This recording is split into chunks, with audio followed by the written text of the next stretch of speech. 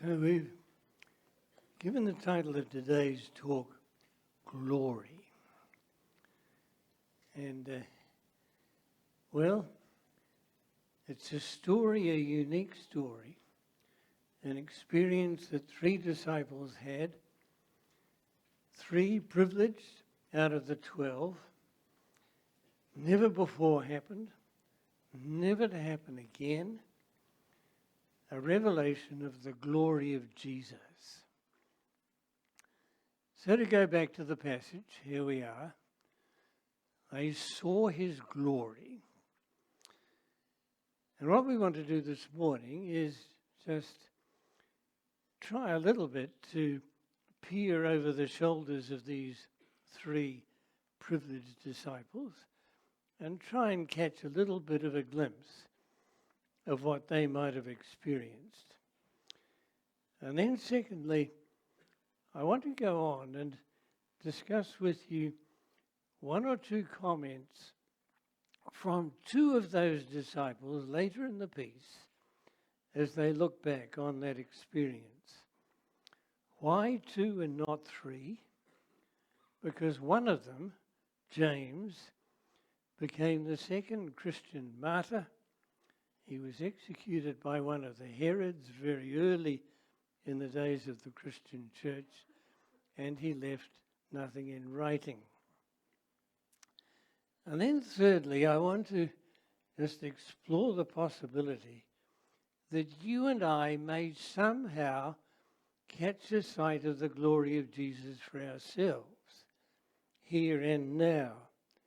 Now, obviously, this particular experience you'll never see it. It's not going to be a visual experience, but maybe still we can see something of the glory.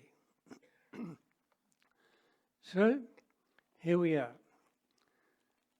Jesus has announced that he wants to go up the mountain and pray.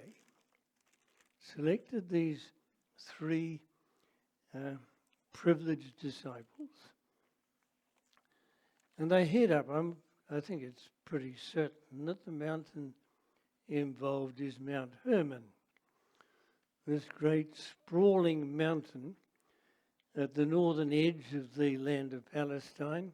Most of it, I think, is in Lebanon, actually, with its highest peak rising to over 9,000 feet. So here they go, Jesus plus the 3, and they toil up the mountainside until all human habitation is gone, whether in the crisp alpine air, they're entirely alone, and all the sights and smells of human habitation are just away below. And Jesus pauses at some convenient spot on the mountainside. And he goes off a pace or 2 to pray. And the disciples hear him muttering away as he normally did when he was in prayer. And, it's been hard work climbing up that mountain. So they kind of zone out until they are jerked awake for something quite spectacular is happening to Jesus. There he is, standing with his hands uplifted in prayer. And it's as if there's a light from within that just shines through his whole body, his clothing, his face. So his face is radiant like the sun. His clothing becomes a vivid, pure white. It is this glorious, beautiful, pure light which just totally infuses him. And as they look, two other figures just appear. There they are, beside Jesus. They too are wreathed in light. Heavenly beings? Well, they're men. They're in conversation with Jesus. And it's the identity of these two men becomes clear as the conversation proceeds. Moses and Elijah. And they are discussing Jesus' departure, it says, which he was about to bring to fulfillment at Jerusalem. Departure, the word is literally Exodus. And what better person to be discussing an Exodus with Jesus than Moses, who had led that great Exodus of the people of Israel, slaves in Egypt. They're taken miraculously through the Red Sea into the wilderness of Sinai. There they spend time at the foot of the mountain with God, spend 40 years wandering in the wilderness, and then eventually come into freedom in the promised land. Slavery to freedom. A slave rebel to a holy nation. The Exodus. But this is one where it's not Moses, but Jesus who's involved in the Exodus. And whereas Moses was very much God's representative, he felt heavily the burden of leadership that he had with a rather contentious, grumbling lot of people, and he would tell God that periodically. But here, Jesus, they're talking about an Exodus which is going to involve Jesus far more personally than Moses ever was. An Exodus that is to be accomplished, brought to fulfillment at Jerusalem. Now, as the three disciples tune into this conversation, they're reminded of a discussion they'd had with Jesus a week earlier. And you notice the start of the passage, it says, about 8 days after Jesus said this. What had he been talking about? He'd been saying to his disciples, there are all sorts of rumours about who I might be. Who do you say I am? And Peter had said, you are the Christ, God's promised Messiah, the Son of the living God. And Jesus had proceeded immediately to say this to them. And we'll put it up on the screen, I hope. The Son of Man must suffer many things and be rejected by the elders, the chief priests and the teachers of the law, and he must be killed, and on the third day be raised to life. So here is his own statement of his mission. To be rejected, to be killed, and then on the third day to be raised to life. And this was something that was to be accomplished at Jerusalem. And immediately after the account of the Transfiguration, you've got this verse in the same chapter. That from this point on, Jesus resolutely set out for Jerusalem. And the whole pattern of Luke's Gospel from this point on is just that journey to Jerusalem. Well then, the conversation looks like it's coming to an end. It looks like the two visitors, Moses and Elijah, are about to leave. So let's have a look at the second part of the passage that we're considering. And as far as Peter is concerned, this whole experience has just been, how could one put it, enthralling.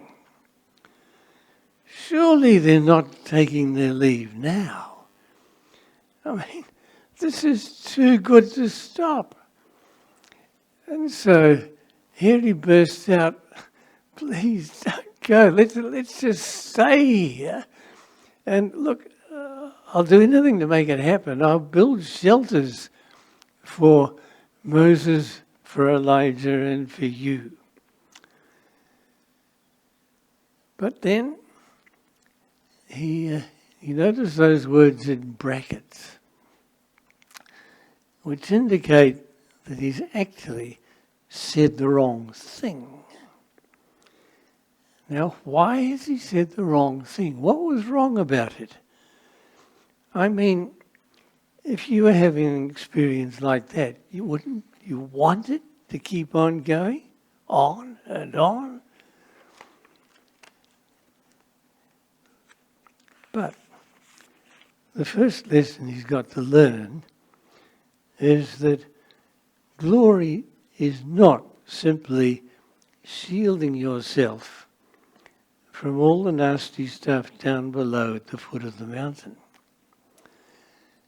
That particular part of it had to come to an end. So let's take the next slide. Yeah. That waiting at the foot of the mountain was a distraught father and a demon-possessed son. A horrible situation. And the glory could not, the experience up the mountaintop experience, just wasn't going to go on forever. And this is something that we've all got to learn. Earlier this month I had a birthday. These things seem to come round with monotonous regularity somehow. And I have a daughter who lives in Whangarei. She sent me a birthday card. And this is how it starts. Hi, Dad. The older I get, the more I realize that life wasn't meant to be easy, but to refine our character for the life to come. Did you get that? Life wasn't meant to be easy, but to refine our character for the life to come. Now, I'm sure it hasn't taken her the whole of 50 years to learn that one. But that's a fact, isn't it? Life is not easy, and we've got to come to terms with that. There is always going to be the tough stuff. This is the time when you're betrayed by somebody whom you've trusted. The time when you lose your job. The time when there's sorrow within the family. All sorts of things that can go wrong. And we have to contend with them. And the answer is not to race back up the mountain. These things have to be dealt with and confronted. And as we do so, with the power of the Spirit of God, it builds moral and spiritual fibre into our beings. What does Megan say? Refine our character for the life to come. But then there's a second mistake, which becomes apparent virtually immediately. where almost as soon as the words are out of Peter's mouth, there's a thick cloud who comes and envelops them. Now, these people know their history, these three disciples. They've had their minds focused on the Exodus story, and they're well aware that the sign of God's presence with his people, as they built their tabernacle, and this was to be a place of meeting for God to meet with his people, that presence consisted of a thick cloud which stood upon the tabernacle, the cloud of God's dwelling. So here is that cloud. And as the passage says, as soon as the cloud comes, they know what's happening. They're terrified. And they're even more terrified when there's a voice that booms out of the cloud, a voice that's directed at them. This is my son whom I have chosen. Listen to him. Peter, you put Jesus on the same level as Moses and Elijah. Build 3 shelters. At least you were modest enough not to include yourself in the lineup. But you don't understand. Jesus is of a different order. True, he's a man, a real man. But he is my son. He is the Son of the living God. He is my representative upon earth. Listen to him. And again, this is a word that we all need to hear, isn't it?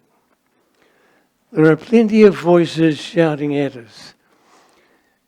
In this world of information overload, there are the voices that want our money, they want our vote, they want to lead us into pornography, they want to instill fear into us, and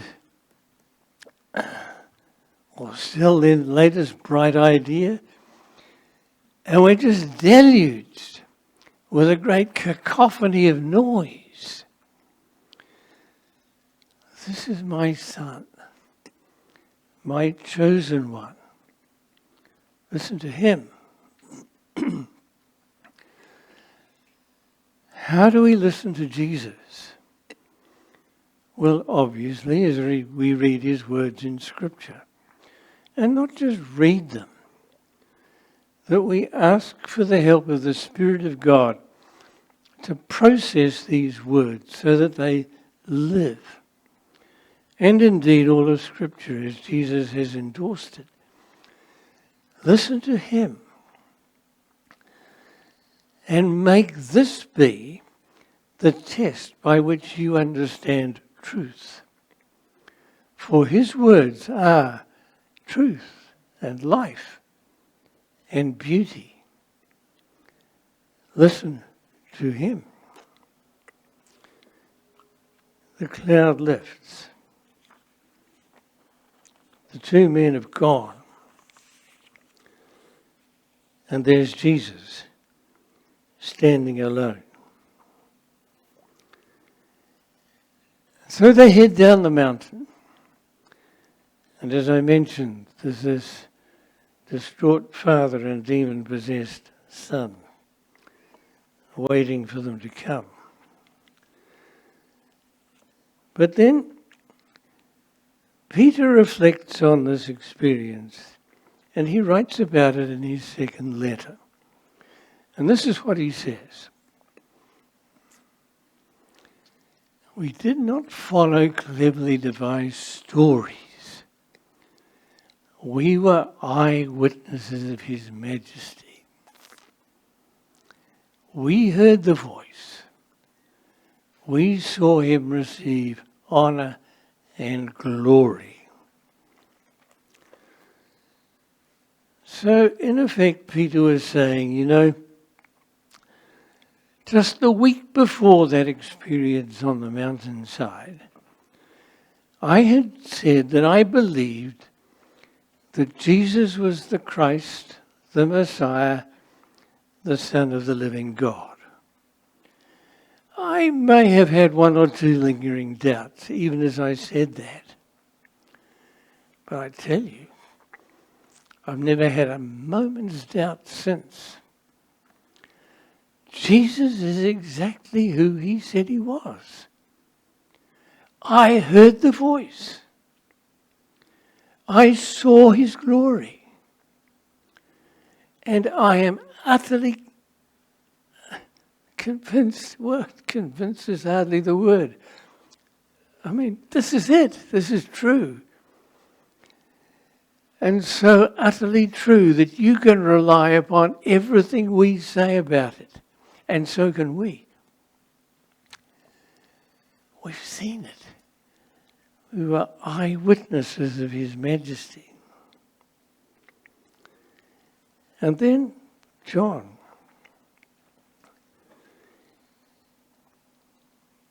There are 4 Gospels, as you know. 4 records of the life and deeds of Jesus. Matthew, Mark, Luke all have the Transfiguration story with some have details that others don't. John's Gospel is the only one who doesn't. Has he then forgotten the experience? And the answer is by no means. So the Word who became flesh is, of course, Jesus. And this is right at the beginning of his book. And he says, with words that thunder out of the page, "We have seen his glory." And then you hear the echo of the words they'd heard on the mountain. The glory of the one and only Son. This is my Son, my chosen. Listen to him. He'd seen the glory all right, and he never forgot it. But then he sees it a little differently from Peter.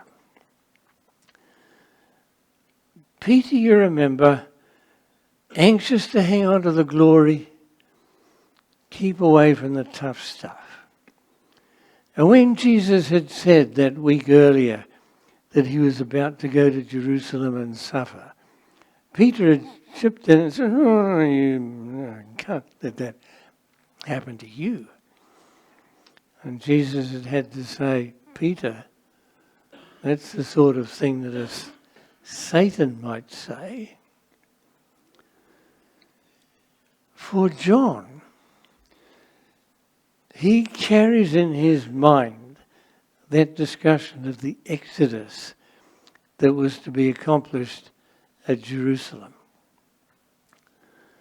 That time, which was the suffering of Jesus, the beating, the pain, the crucifixion, the agony of a long drawn-out death, and then ultimately a resurrection. So for John, the abiding glory is that achievement of Jesus' mission. What had happened on the mountain was a fleeting glimpse of glory. Now, why do I say that this is what John highlights? Well, if you go to John chapter 12, here within a week, maybe say 3 or 4 days of the crucifixion, Jesus is in Jerusalem. And there's a group of people, his own disciples and some Greeks who'd come to worship at the feast. And Jesus says, here it is, the hour has come for the Son of Man to be what? Crucified. What word does he use? Glorified.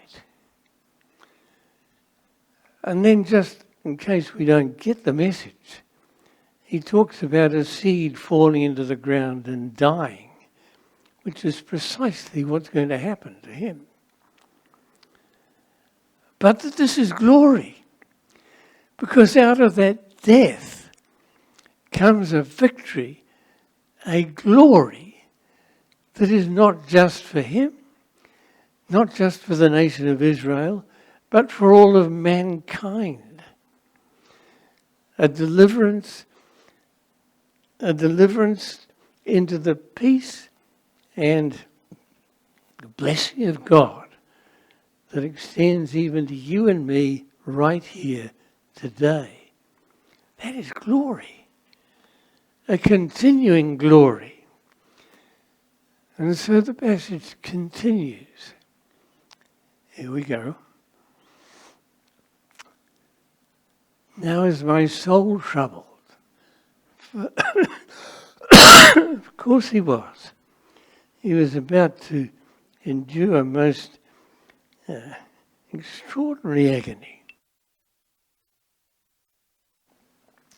Father, save me from this hour. For this very reason I have come to this hour. Father, glorify your name. And again, there's the voice from heaven. Here's the glory. Well, is there any way you and I can catch a glimpse of that glory? This is what Paul has to say in 2 Corinthians. God, who said, let light shine out of darkness, made his light shine in our hearts to give us the light of the knowledge of God's glory displayed in the face of Christ. So as we focus, just fix our gaze on Jesus, that we spend time with him day by day, read his words, think about his words, experience his hand touching our lives day by day and week by week.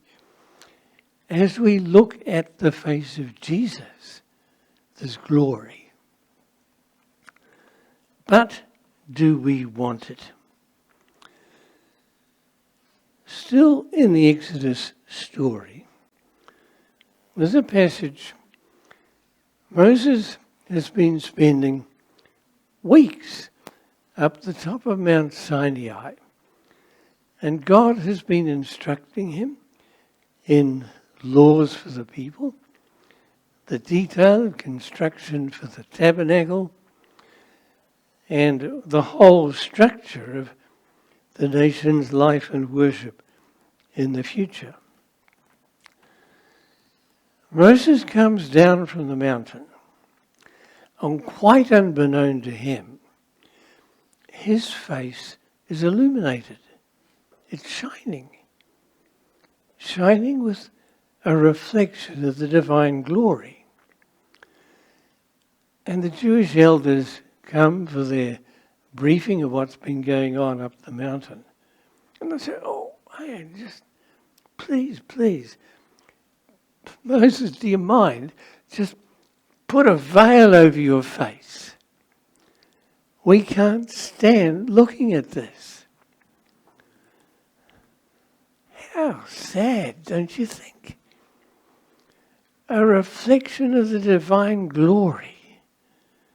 And they say, can't stand it. Don't like it.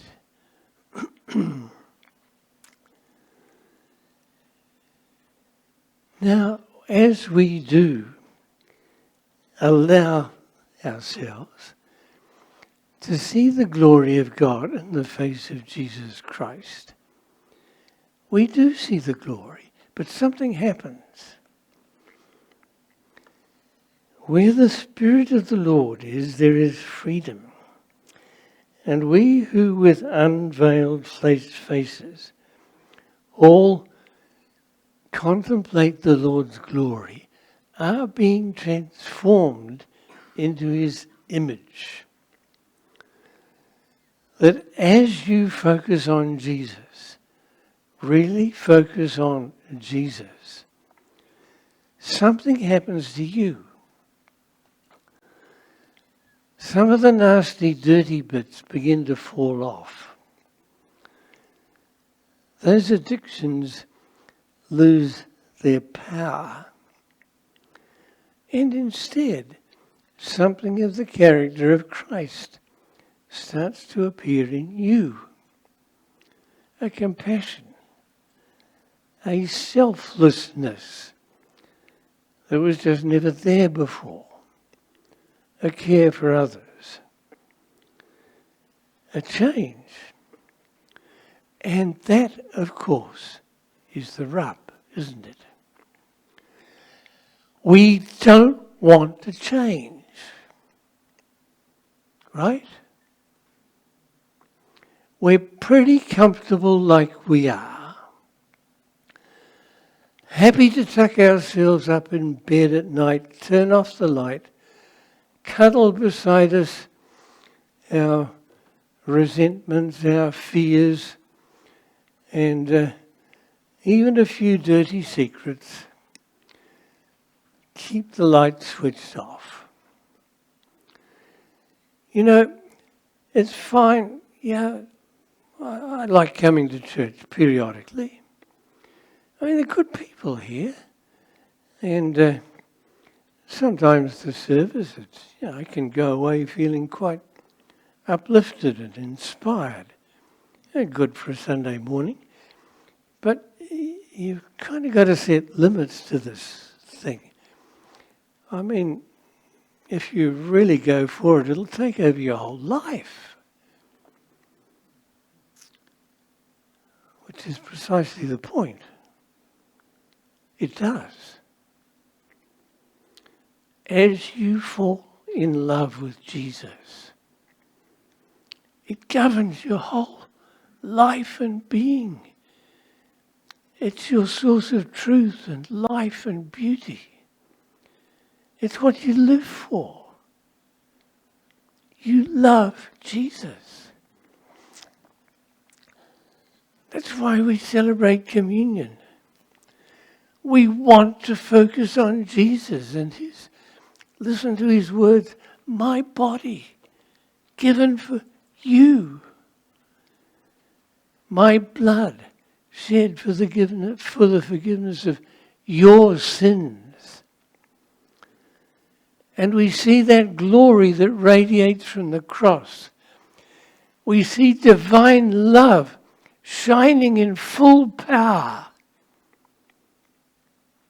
And we're changed.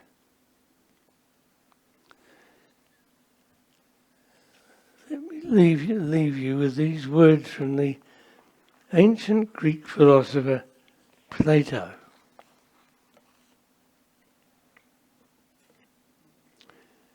Forgive a child who's afraid of the dark. The real tragedy of life is when adults are afraid of the light.